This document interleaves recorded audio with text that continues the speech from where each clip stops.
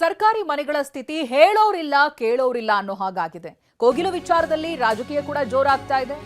ನಿರಾಶ್ರಿತರಿಗೆ ಮನೆ ನೀಡೋದಕ್ಕೆ ಸರ್ಕಾರ ಮನಸ್ಸು ಮಾಡಿದೆ, ಫುಲ್ ಜೋಶ್ನಲ್ಲೂ ಕೂಡ ಇದೆ. ಆದ್ರೆ ಇತ್ತ ಸರ್ಕಾರಿ ಮನೆಗಳು ಬೀಳೋವಂತ ಹಂತದಲ್ಲಿದೆ, ಆದ್ರೂ ಕೂಡ ನಿರ್ಲಕ್ಷ್ಯ ತೋರಿಸಲಾಗ್ತಾ ಇದೆ. ಬೀಳೋವಂತ ಹಂತದಲ್ಲಿ ಸರ್ಕಾರ ಕೊಟ್ಟಿರುವಂತ ಮನೆಗಳ ಸ್ಥಿತಿ ಇದೆ, ಅದ್ರ ಬಗ್ಗೆ ಗಮನ ವಹಿಸ್ತಾ ಇಲ್ಲ. ಇಲ್ಲಿ ನೋಡಿದ್ರೆ ಕೋಗಿಲು ನಿರಾಶ್ರಿತರಿಗೆ ಮನೆ ಕೊಡೋದಕ್ಕೆ ಸರ್ಕಾರ ಮನಸ್ಸು ಮಾಡಿದೆ. ಇದ್ರ ಬಗ್ಗೆ ರಾಜಕೀಯ ಕೂಡ ಜೋರಾಗ್ತಾ ಇದೆ. ಕೊಡೋದು ಯಾಕೆ ಅನ್ನೋದನ್ನ ಪ್ರಶ್ನೆ ಕೂಡ ಮಾಡ್ತಾ ಇದ್ದಾರೆ. ಈ ಹಿಂದೆ ಮನೆ ಕಳ್ಕೊಂಡವರ ಗತಿ ಏನು ಅಂತಾನು ಪ್ರಶ್ನೆ ಮಾಡ್ತಿದ್ದಾರೆ. ಇದೆಲ್ಲದರ ನಡುವೆ ಕಣ್ಣಿಗೆ ರಾಜ್ತಾ ಇರೋದು ಸರ್ಕಾರಿ ಮನೆಗಳ ಸ್ಥಿತಿ. ಟಿವಿ9 ನಲ್ಲಿ ಸರ್ಕಾರಿ ಮನೆಗಳ ಕರ್ಮಕಾಂಡ ಬಯಲಾಗ್ತಾ ಇದೆ.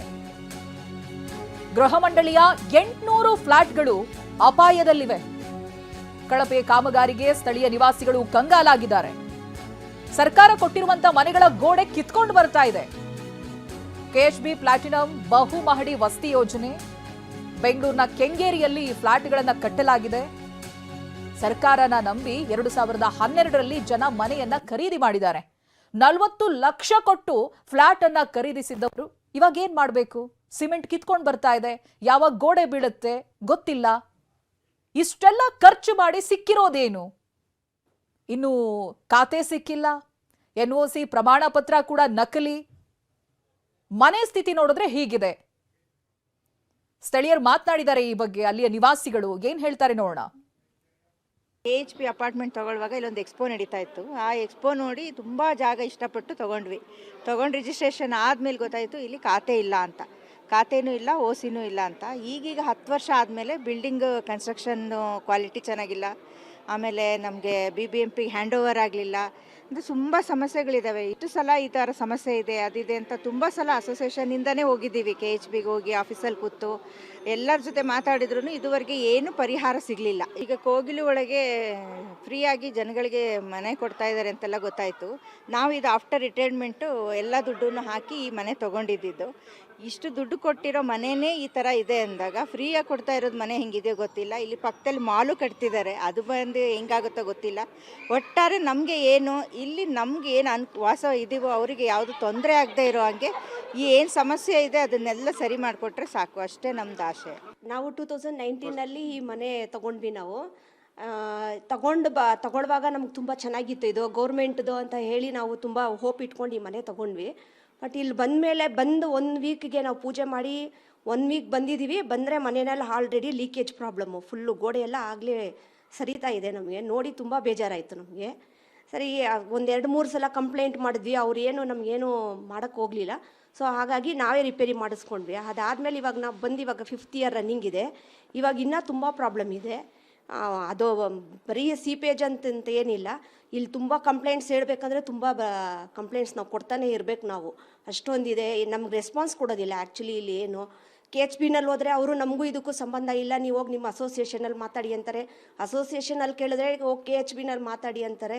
ಈ ಥರ ತುಂಬ ಪ್ರಾಬ್ಲಮ್ಸ್ ಇದೆ. ಓಡಾಡಿ ನಮಗೆ ಬೇಡವೇ ಬೇಡ ಈ ಮನೆ. ಆ್ಯಕ್ಚುಲಿ ನಮಗೆ ಇಲ್ಲಿಂದ ನಮಗೆ NOC ಎಲ್ಲ ಕೊಟ್ಟಿಲ್ಲ, ಅದೆಲ್ಲ ಕೊಟ್ಟರೆ ನಾವು ಇಲ್ಲಿಂದ ಬಿಟ್ಟೆ ಹೊಟ್ಟೋಗ್ಬಿಡ್ತೀವಿ. ನಮ್ಗೆ ಗೋರ್ಮೆಂಟ್ ಅಪಾರ್ಟ್ಮೆಂಟೇ ಬೇಡ ಅಂತ ಅನಿಸ್ಬಿಟ್ಟಿದೆ ಸರ್ ನಮಗೆ. ಕೋಗಿಲಿನಲ್ಲಿ ಇದು ಮನೆಗಳು ಇಲ್ಲದೇ ಇದ್ದವ್ರಿಗೆ KHB ಮನೆಗಳನ್ನು ಕೊಡ್ತಾ ಇರೋದು ನಮ್ಮ ನಿವಾಸಿಗಳಿಗೆ ಗಮನಕ್ಕೆ ಬಂದಿದೆ. ಆದರೆ ಇಲ್ಲಿ ನಾವು 12 ವರ್ಷದ ಮೇಲ್ಪಟ್ಟು ನಾವು ಇಲ್ಲಿ ಮನೆಗಳನ್ನ ಸುಮಾರು 300 ಕೋಟಿ ದುಡ್ಡಲ್ಲಿ ಕೊಟ್ಕೊಂಡು ನಾವು ತಗೊಂಡಿದ್ರು ಕೂಡ ನಮಗೆ ಇದುವರೆಗೂ ಯಾವುದೇ NOCಗಳಿಲ್ಲ, ಖಾತೆ ಇಲ್ಲ, ಮತ್ತು BBMP ಅವ್ರಿಗೆ ಹ್ಯಾಂಡ್ ಓವರ್ ಮಾಡೋದಕ್ಕೆ ಇವರು ಸಾಧ್ಯ ಆಗ್ತಾ ಇಲ್ಲ.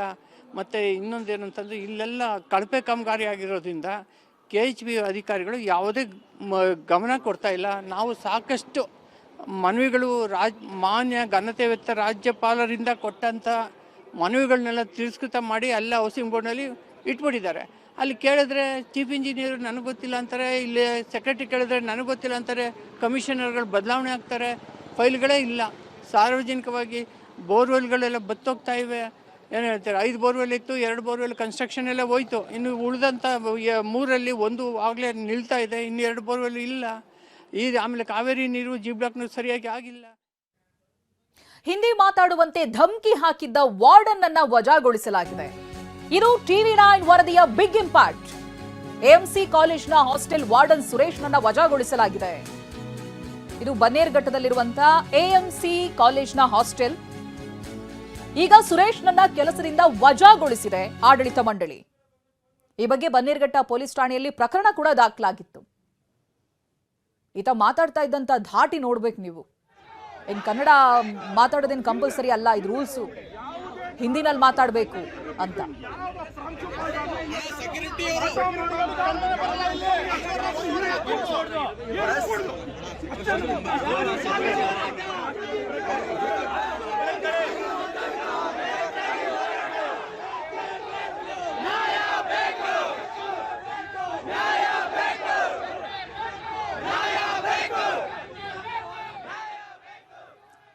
ನೋಡಿ, ವಾರ್ಡನ್ ಸುರೇಶ್ನನ್ನ ಇದೀಗ ಅರೆಸ್ಟ್ ಮಾಡಲಾಗಿದೆ. ನೀವು ದೃಶ್ಯದಲ್ಲಿ ಗಮನಿಸಬಹುದು. ಬನ್ನೇರುಘಟ್ಟ ಪೊಲೀಸ್ ಠಾಣೆಯಲ್ಲಿ ಪ್ರಕರಣ ದಾಖಲಾಗಿತ್ತು.